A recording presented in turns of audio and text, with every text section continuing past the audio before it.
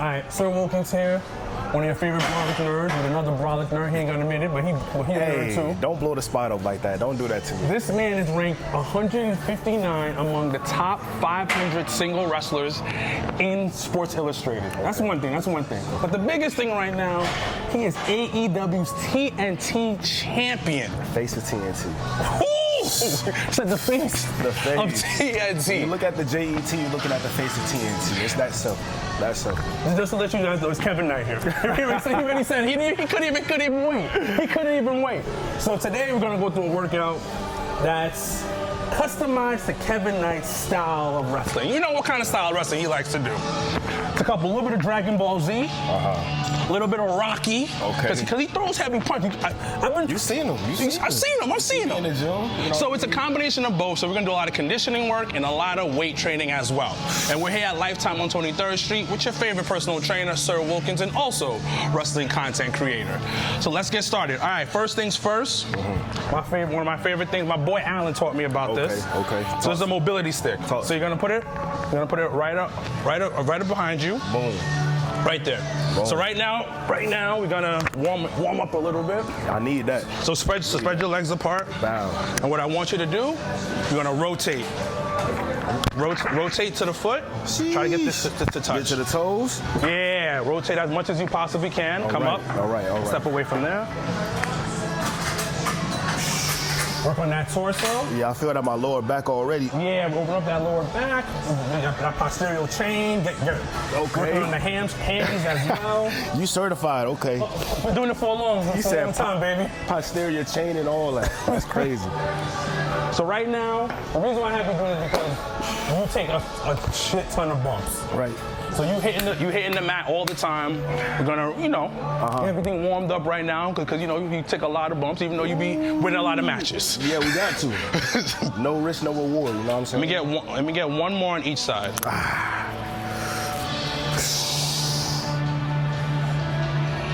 Good.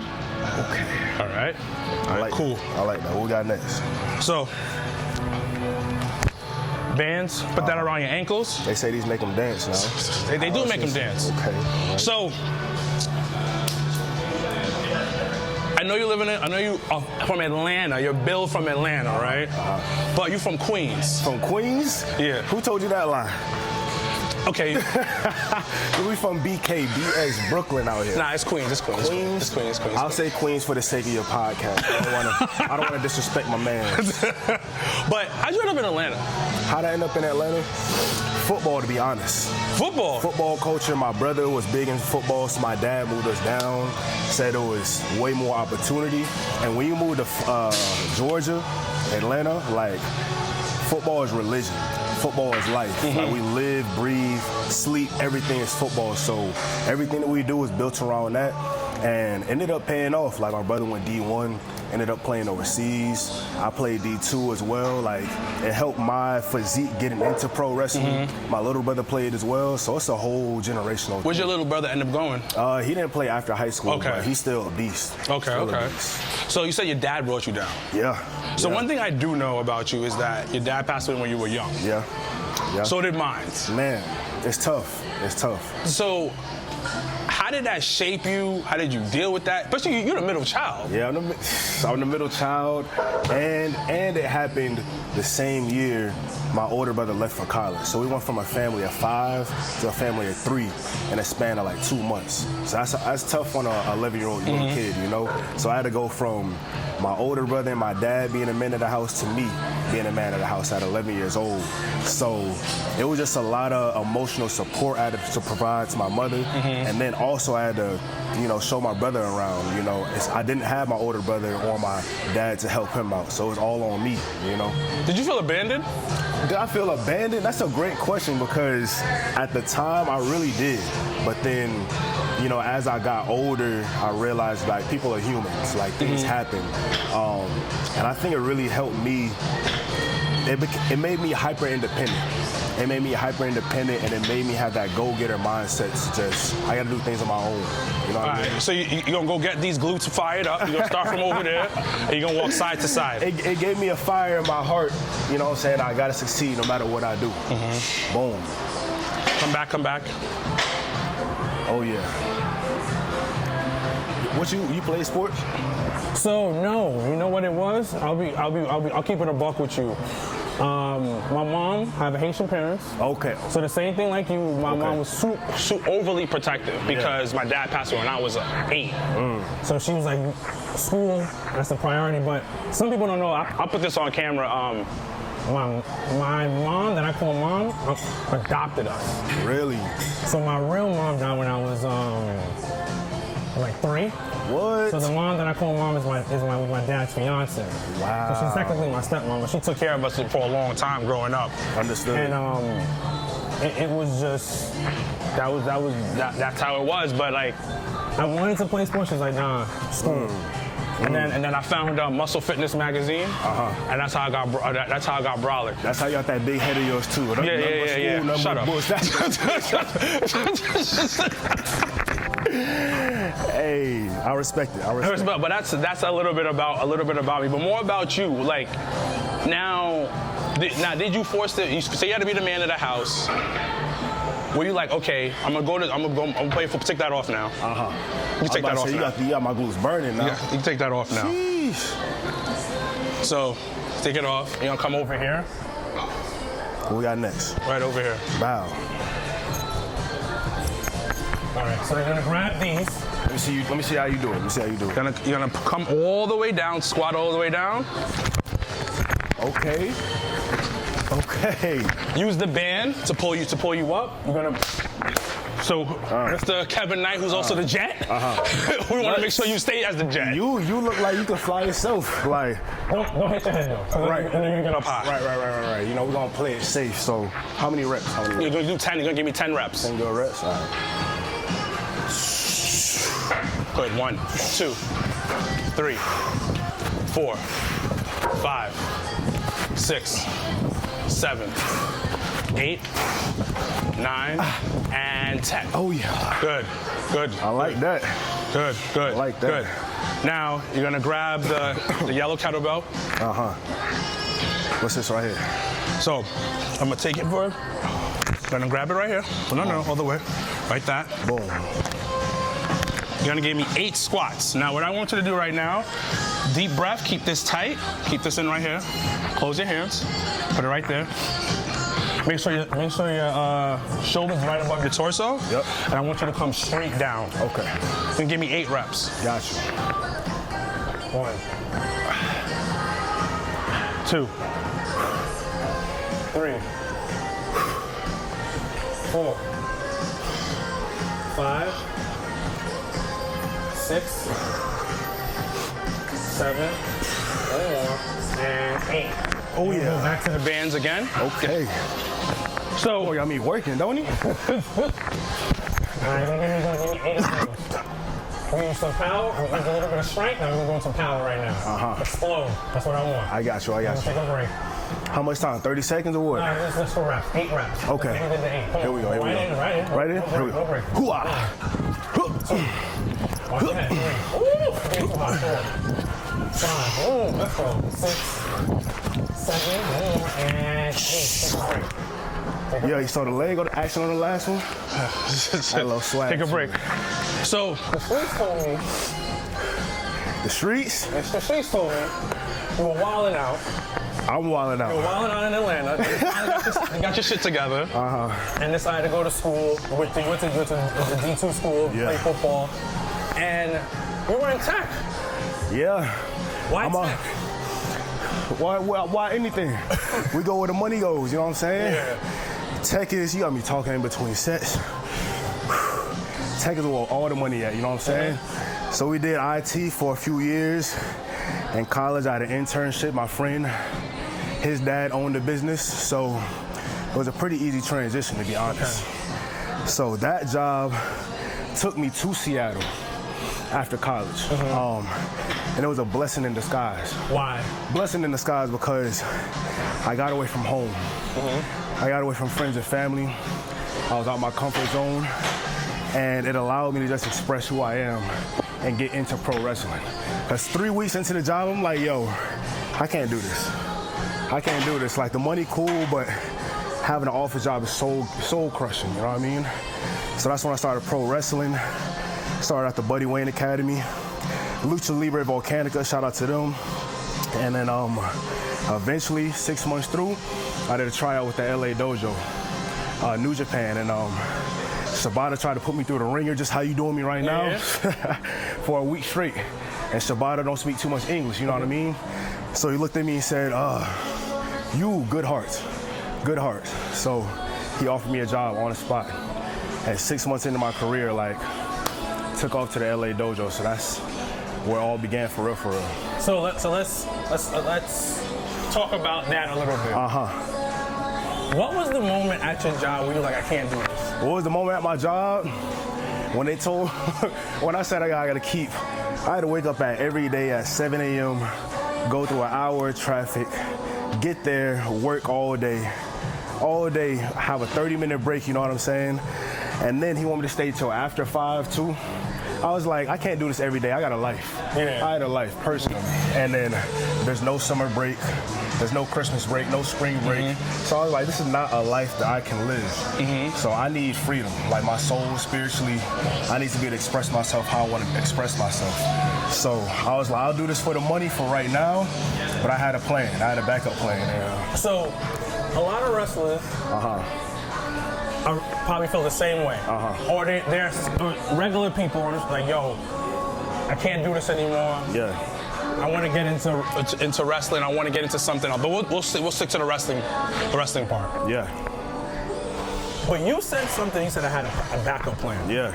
Now walk somebody through that process of like curating something like, or curating your escape plan. Like what was the escape plan? Literally, my escape plan was to take the money I was making from my tech job, put it all into wrestling, investing into myself.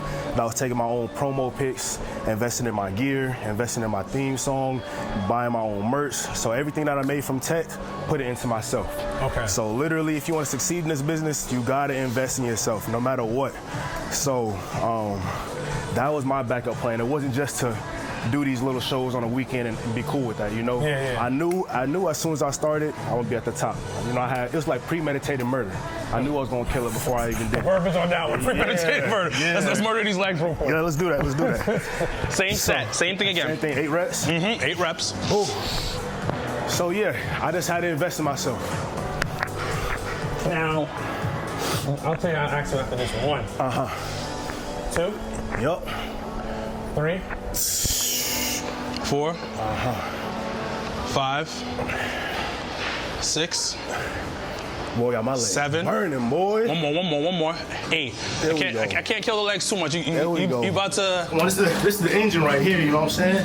Fight one of the greatest in the game. Yeah. Jump one out. If y'all see me slip up tonight, y'all know why. How is the culture shock without? Because Japan's a different world. I've always heard the same thing. Japan's a different world. It's a different beast.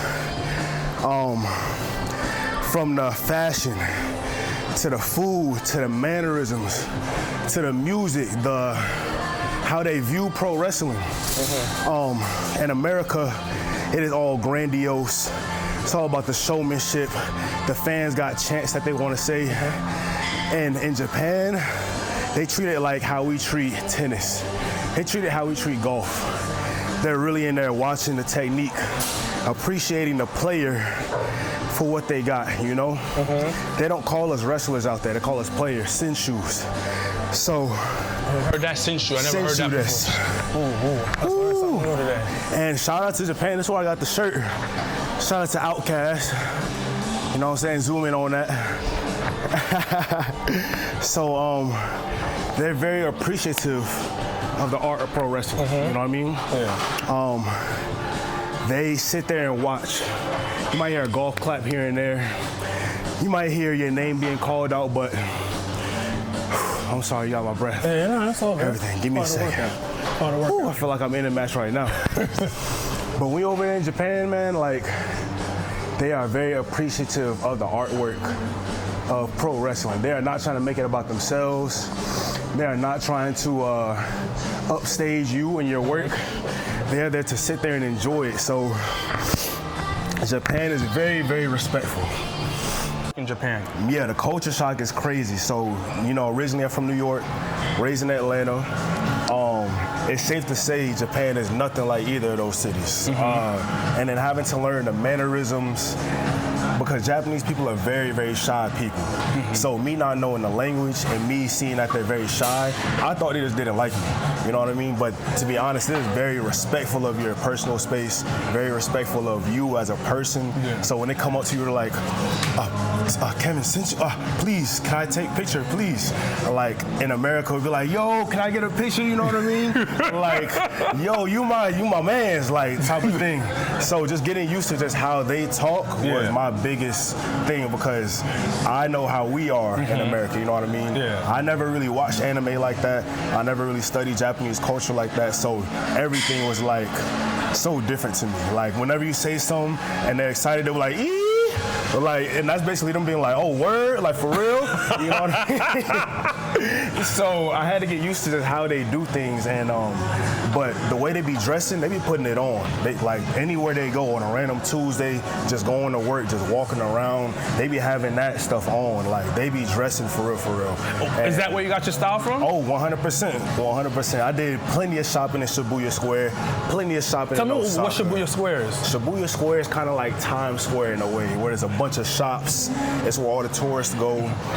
But they have so many things. They got sea otter viewings. They got cat cafes. They have all type of restaurants, all type of nightlife. The nightlife is crazy, and they love hip hop music. They love hip hop culture. So you go out and they listening to 50 Cent. They listening to all the West Coast artists. They listening to Pop Smoke. They know everybody. You know what I mean? So Japanese people are very, very appreciative of other cultures. Did you ever miss America while you were there, or even miss your family? Because you, like you said, you became the head of the household. You left Atlanta to go to Seattle to work, right. And then you go to Japan. Like, there's a lot of time that you're going through. But are you missing America? Are you missing your moms? Are you missing your brothers? Like, are you missing that's Atlanta? Oh man, I got so many feelings of toward my family, towards different cities in America. But at the end of the day, it's for a greater purpose. I knew I was going over there for this so I can help my family in the long run, so I can expose them to other things, so I could be more educated about other cultures and more accepting of just like different lifestyles, because New York is different from Atlanta. Atlanta is different from Seattle, different from LA, and that's just in America. So when you go to Tokyo, when you go to Sendai, when you go to Osaka, Hiroshima, every city got their own culture. Which one was your favorite one? My personal favorite is Harajuku, and that's like a little suburb outside of Shibuya in Tokyo. So I guess that would be like Brooklyn or like Manhattan, I guess. Okay. So it's still I can see it now. Yeah. So it's still like hip, a good nightlife and everything, but it's like I guess the bougier side a little bit, you know what I mean? Okay, Mr. Bougie, the Jet Fly. Jet is a man of culture, a man of taste, so I'm gonna find my people wherever I go. Okay, all right. Yeah. So let's talk about your career in New Japan. Man. You became a champ. Became a two-time champ. And how did that feel? What was your, better yet, what was your welcome to New Japan moment? My welcome to New Japan moment. The moment you're like, yo, I'm here. I would have to say literally maybe my first Hurricane Hall show and my first tour. Like, I was still a young lion teaming with Kushida. What is a young lion mean? A young lion, let me educate the people 1 second. So a young lion, they strip you down to zero. No swag, no gear, no music, no nothing. No beans, no rice, no champagne, nothing. So you gotta, you If you didn't get that reference, paid in full. We gotta educate them. But you know, as a young lion, you gotta come out there just you. You get 5 moves, you get a drop kick, you get a body slam, a hip toss, and your finish is Walls of Jericho, whatever it is. Oh, Lion Tamer. So you got to make things work. You know what I mean? You got to work for your reaction or pop in wrestling terms. So you can't just go out there and do all your flips and be a showman that you think you are. You got to go out there and do your job for real, like bare bones. So I was still at the young lion stage, no swag, no nothing, and to go out there and get reactions from the people, that's when I knew. I was like, oh, okay, I know what I'm doing. Okay. Also, another time, I think I had a match, and I was the only English speaker in the match. So it was maybe 8 other guys in the match. So I'm listening to them call the match, whatever, and I have to listen for my cue or like listen for whatever's going on, and then we go out there and do it, right? Yeah. So putting together that match is stressful because I don't get the little nuances, you know what I mean, that everybody's talking about. So you got to go out there and really pay attention and do it with the right timing, right precision. So that's what I knew. I kind of knew what I was doing within wrestling. We had Spanish speakers, all Japanese, no English. So I was like, so okay.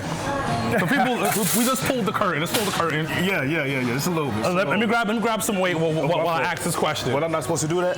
No, you did. You good. So the next movement we're gonna do is a press movement. Now that you're a little. Do I need to use this band? What? No, the band's pull over. Okay. Pull over. Open up the shoulders a little bit. Need that. So,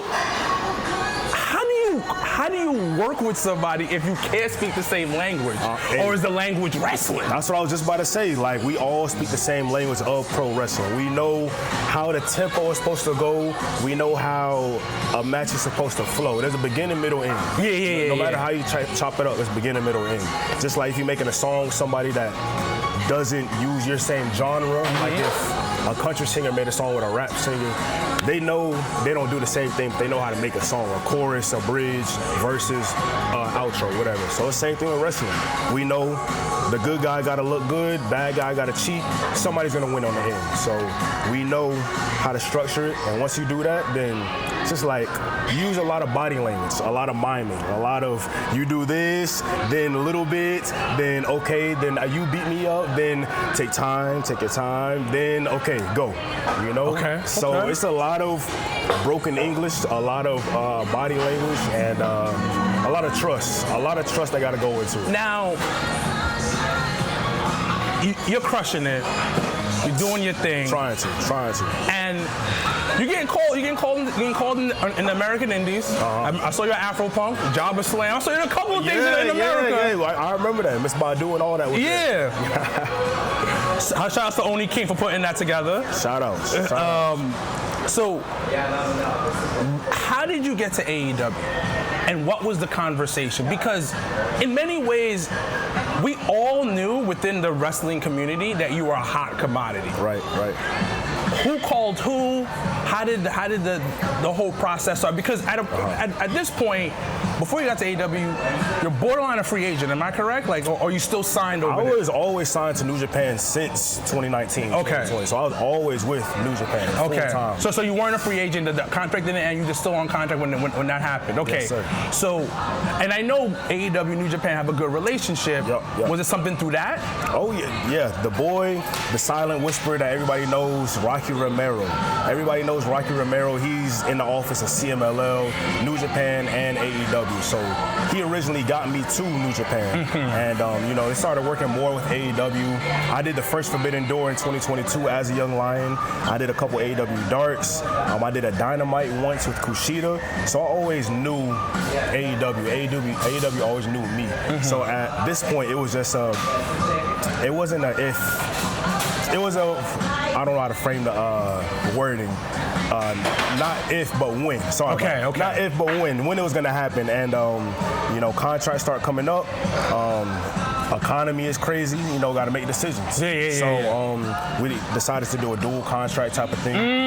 Okay, I see. So I will go back and forth between AEW last year, and I did the Super Junior tour, and it's just a little bit different with AEW and New Japan. Because I was thinking that you were like exclusively signed to AEW, and they're like, hey, we just need you come over here real quick to New Japan. We already know who you are. Yeah. So it was a dual situation going on. Yes, sir. Okay. Yes, sir. So we got a good working relationship. That's beautiful. And man, so being able to go to Japan and come back and do stuff is amazing. I haven't been over there in a year, but still, just being able to do it, still amazing.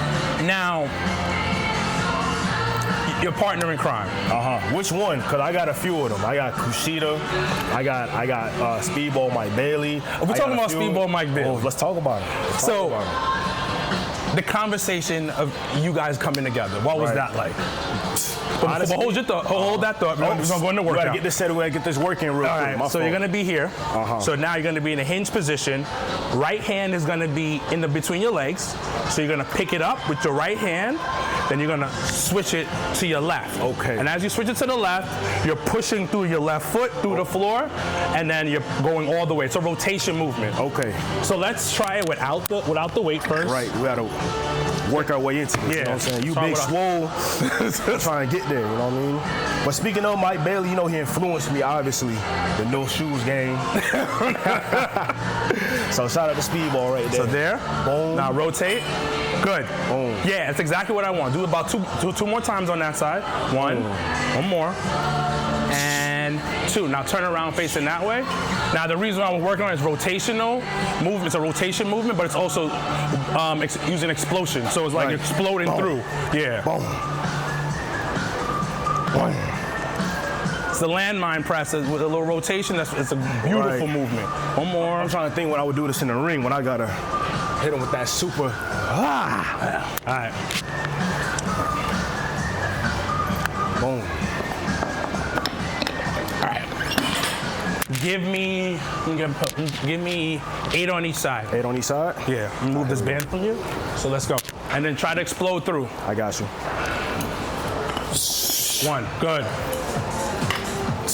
2. 3. Perfect. That's what I'm talking about. 5. 6. 7. Let's go. 8. Excellent. That was There we go. We're gonna do a light one, then we're also gonna do a heavy one after this one. Got you. Let's go. 1. Boom. Good. 2. Perfect. 3. 4. 5. 6. 7. 8. Awesome. Great job. I like that. Did a great job on that one. Take a break. Take a break. Oh yeah. So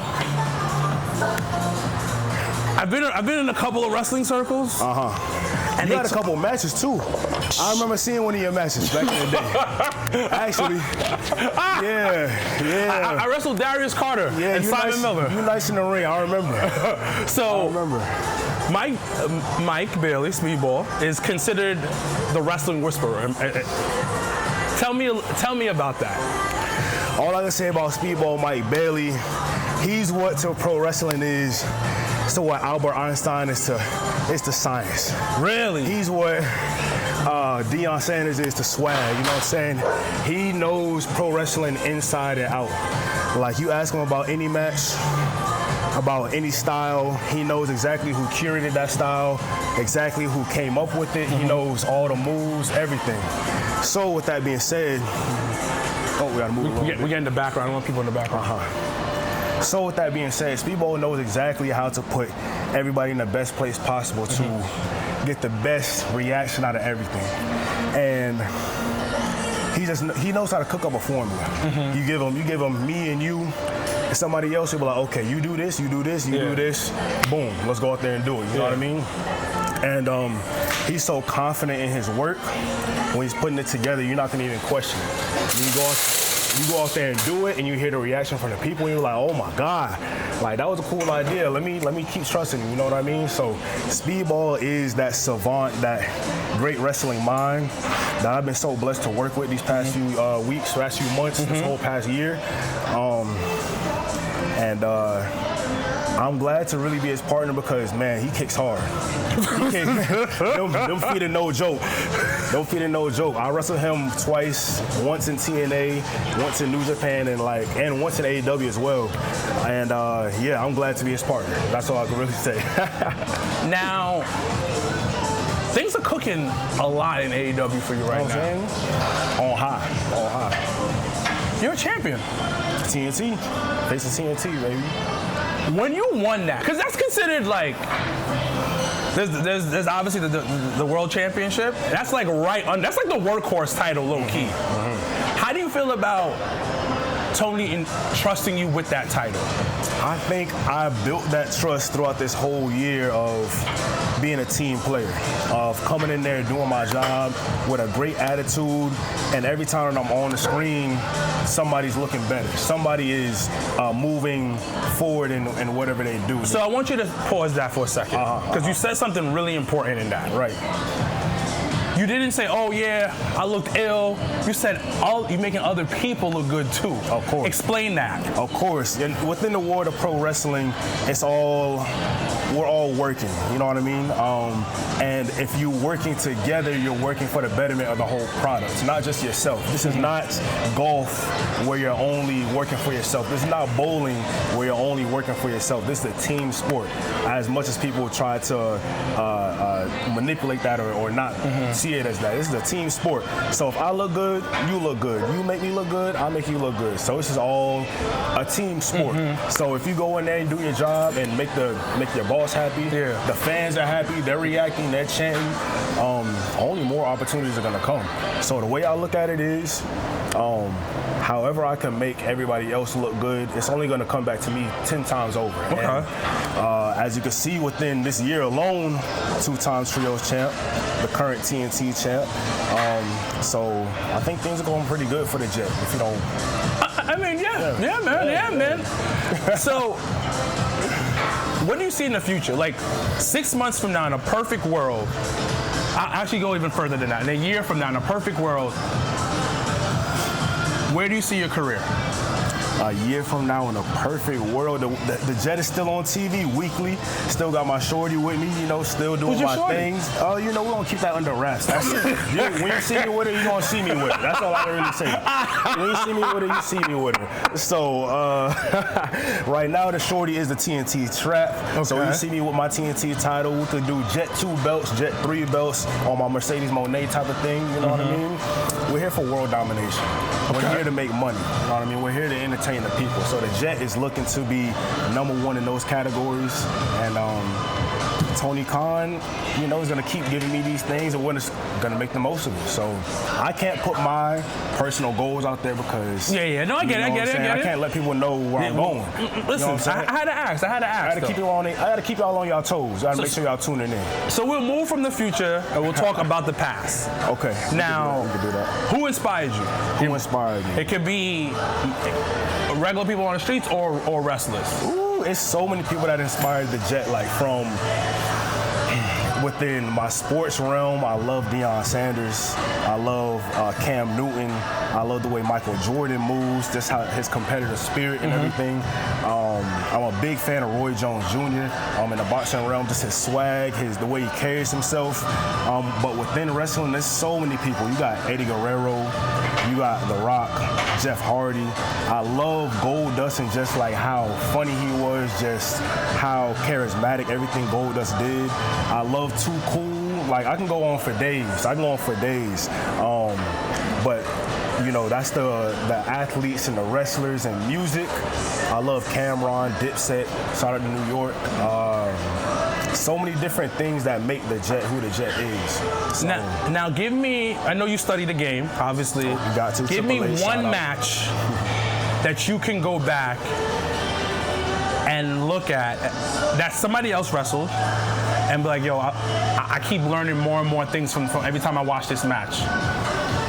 A specific match, I think I gotta go with The Rock versus Eddie Guerrero. I think it was on a random Raw in like 02 or 03 maybe. That's a deep cut, bro. Yeah, deep cut. That's a deep cut. The reason why is because like, I'm speaking inside baseball right now, but like the footwork, the mannerisms, the timing, just the energy that both of those performers did was like next level, top notch. Like The Rock is known for being this big, grandiose character. You smell what The Rock is cooking, all his catchphrases, but man, when The Rock is really locked in the ring with one of the best in the world, like Eddie Guerrero, like he had to step his game up to Eddie Guerrero's footwork and all of that stuff. So you look at that and just how they did a simple arm drag or a simple tackle or just a punch that they took, you know what I mean? This is me speaking inside baseball. Yeah, no. Like, I go back and watch that match and I get inspired in every single way. Like, their energy is top notch. Was that when he was Hollywood Rock? No, you can't. might have been right before Hollywood Rock. Because there's a promo. Yeah. That's one of the best Eddie promos he's done. He comes out and he's talking about how that might be the role you're talking about. How the Rock's poster is on his kid's wall, and he had to tear it down. It might be. You probably know better than me, to be honest. Yeah, it might be that one, but I remember they had a little program they had, and it was that he comes out, he's yelling and screaming, veins coming out of his neck. Eddie could cut a promo, but that's a deep cut you came up with. I like deep cuts, like everybody. Give me another one. That was good. That was good. Oh shoot! Let me After this set though, let's go. Let me give me some time to think. You got to this one. So this is gonna be for 3 now. What I want you to do, grab it, grab the weight, like the position, create as much tension as you can throughout your body, push through the floor and explode up. Okay. One, ooh, yeah. Okay. That's what I want to see. Come on, two more. Good, perfect. Stabilize yourself, ground yourself, control. That's the way you win the ring. Control your body. One more. Much better. That was your best one. There we go. I'll do it on the other side. Might be a little bit funky because we're going from left to right, but I think you got this. Good. Perfect. I like that. Two more. Stabilize, push through the floor. Best, that was better. That was so much better. One more. There we go. Perfect. Nice. That's exactly what I wanted to see. I like that. Give me another deep cut. Another deep cut. I seen it on Twitter the other day, and it's a real short match, I believe, between Rey Mysterio and Brock Lesnar. I think maybe it's like 02, 03 again. Brock Lesnar come through looking crazy, all pissed off and everything. I think Rey Mysterio was like playing cat and mouse the whole time, but the way that he does it. Again, the intensity, the intentionality that everything is done with, the way that they're selling everything that they're doing is like, you really believe the conflict between these two. And Rey Mysterio is so good at what he does. Brock Lesnar is an underrated seller, in my opinion. So just them working that David and Goliath type of dynamic, it's like, there's so many things you can pull from those two matches. So detail-oriented, you know what I mean? And those are two that I love to see. Now, give me your welcome to AEW moment. Welcome to AEW moment, definitely my pay-per-view debut against Will Ospreay. Because you're going against top of the top of the top of the 1%. Top, like 0.01%. Ospreay is this generation's, whatever you want to call it, because everybody's trying to pull from him. Everybody's trying to do his type of style, but Ospreay is like one of one. Nobody's touching him, in my opinion, just on like his style, his intensity, his precision, you know what I mean? First time I saw Will Ospreay in person was against Amazing Red, my opponent tonight, in 2019 at the Super J Cup. And I was in awe because I was like 6 months in. I was like, how in the world can you remember all of this stuff? How in the world can you pull this off? So being able to finally get in the ring with him a month in, 2 weeks in, so being in AEW was like a shock. I was thrown in the deep end. It was like either sink or swim, kid. You know what I mean? And you did laps.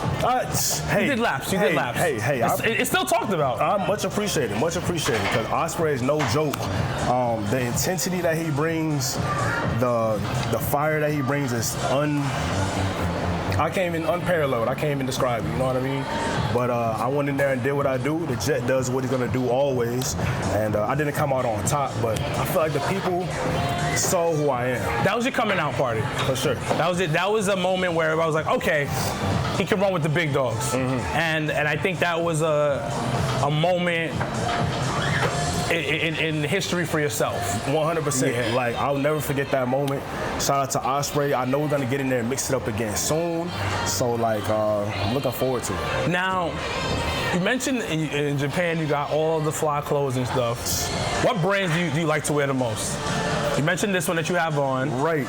To be honest with you, Wilkins, like, I can't even give you the name brands of them because me personally, I like the underground brands. I like the ones that are still... He's too cool for me. Yeah, I like the ones that are still starting out, the ones that don't have a lot of followers. Yeah. I like the underground stuff. I don't really like the Versace's or the Pradas and Farragamo. That's just not me. Yeah. I like the underground because nobody else is gonna have it, first of all. So I'm gonna look different off rip. So I wish I can give you brand names. I'm not trying to gatekeep, I promise. I'm not trying to gatekeep. To be honest, I just wanted to so I can go buy it myself. That's really what I wanted to do. I was trying to find out what it was so I can buy it myself. Look, I look for the stuff that's obscure. I like to go thrifting. I like to shop on Instagram. Yeah. Food, favorite foods, man. You're from Atlanta, you lived in New York, you went to Seattle, and then you went to Japan. Like, what we eating? What's the jet eating? I love a good yakiniku style steak, Korean barbecue. Just give me all of the wagyu, give me all of the wagyu, give me all of the fried rice, and then top it off with some bread pudding. Bread pudding all day. If they got bread pudding on the menu, they're just eating it. Straight up. That's how I keep the abs. It's part of the regimen. It's part of the regimen. What is your regular regimen? We did a little something different today. What's your regular workout regimen? But if people are watching you, come on, the abs come to your neck. Yeah. Listen. To be honest, it's all about feeling everything. I train for range of motion. I train for functionality. I don't necessarily care for the weights. I get everything and I train for posture. I make sure everything is in alignment. Yeah. So that's a lot of body control, a lot of calisthenics, and people in my gym swear I'm crazy. The way I be stretching, the way I be moving my body or whatever, because in wrestling we got to make everything big. Yeah. So when I'm stretching, I look like I'm having a seizure, or I look like I'm just all over the place. You know what I mean? But I have a purpose. So I guess I train for pro wrestling. Next time we do this, I gotta take you through one of my workouts. That's fine. Yeah. That's fine. I got it. Yeah. I got it. I might not be able to move after, but it's fine. But it's fine. We got this. We'll get some ice packs and all that for you next time. But really training for posture. I like to do a lot of band work, just how you got right there. Yeah. Of course, the plyometrics, but a little bit of everything. Now, I always like to end my stuff with, because in many people's eyes, you made it. 3 tips for any up-and-coming wrestler or somebody just starting out. 3 tips to quote-unquote make it. If you want to use, Okay. Number 1, you gotta believe in yourself. If you don't believe in yourself first, how do you expect anybody else to believe in you? So it's simple math, simple science. You know what I mean? 1 and 1 is 2. If you don't believe in yourself, nobody else will. 2, believe in yourself. You gotta invest in yourself. You have to put money into your look. You have to invest into your food. You have to. This is an aesthetic-based business, so you have to look the part. Whether that's looking the part or having extreme charisma, acting the part. Like there's a difference between a Roman Reigns and a Danhausen, but they're still both superstars. They both invested in what they're good at. Ooh, that's a bar. That's a bar. He just ooh. So you gotta know. Talk to him. Talk to him. You gotta know what you're good at and invest in that. Maximize those stats. So you gotta yourself and you gotta stay consistent and disciplined. Like whatever your plan is, you can't just do it 2 days out the week and think you're good. You can't just do this 3-4 days. You gotta do this every day. This isn't a 9 to 5. This is a 24/7 business. So your mind always has to be thinking of pro wrestling in a sense of how you're gonna present yourself. How are you going to show the world how different you are? You don't always have to watch pro wrestling. You can draw inspiration from sports, from anime, from whatever it is, but you need to always think of how whatever you're doing is going to affect your character. So you got to believe in yourself, invest in yourself, stay disciplined and consistent. As simple as that sounds, it's going to get you where you want to go. Man, thank you so much. Yeah. Thank you for coming through. Yo. I appreciate you. Appreciate the work. My legs is cooked. My legs is cooked. But we got you. Thank you so much. Another episode with Sir Wilkins, the Superfly here, Kevin Knight. That's her. Thank you, guys.